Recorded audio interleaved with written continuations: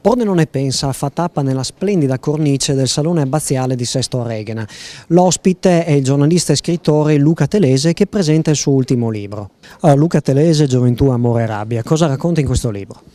Ma era un libro che volevo dedicare alla crisi italiana e a un frammento importante che è la storia di quella che io chiamo l'Italia del coraggio, cioè in questa crisi che è iniziata a stadi come un missile, come una bomba con la miccia.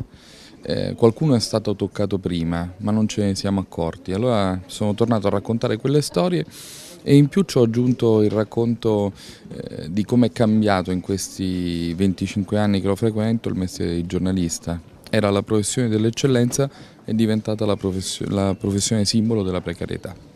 Tra l'altro attaccata in questi giorni, Grillo ha minacciato.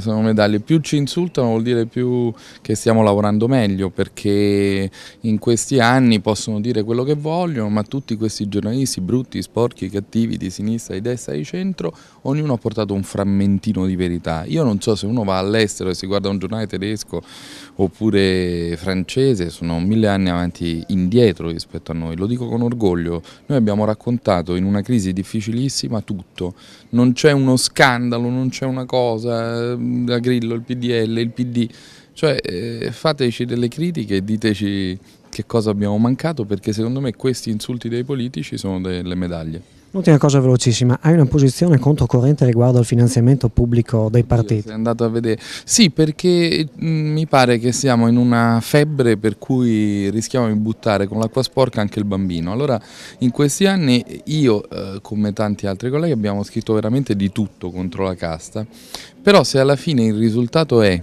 che quelli che hanno votato in questi anni i partiti pieni di inquisiti, poi alla fine, ma dico tutti, a destra e a sinistra, finiscono con accettare questa idea che il politico deve essere pagato meno di un addetto della nettezza urbana e che i soldi non glieli diamo, non facciamoli avere così se li prende lui dove vuole, noi rischiamo un pasticcio. Invece le regole sono chiare come accade nel resto del mondo, tranne che in America che è un paese un po' a sé stante. Prendi 100 lire, mi dici come le spendi.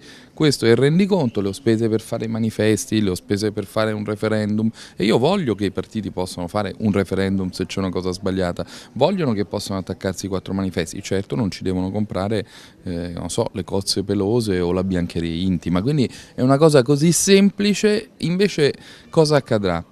Se il finanziamento pubblico venisse totalmente cancellato, alla fine i soldi arriverebbero o dal sistema, come dire, di potere, quindi magari da parastatali, aziende controllate, e quindi diventa una partita di giro in cui la politica si finanzia in modo illecito e questo sarebbe ancora peggio. La rassegna promossa dal Circolo Culturale Eurica con il sostegno della provincia di Pordenone proseguirà fino al 13 giugno. In calendario ancora altri appuntamenti legati all'attualità, oltre alla musica dal vivo e il teatro. Il programma completo della rassegna si trova sul sito pordenonepensa.it e sulla pagina Facebook dedicata.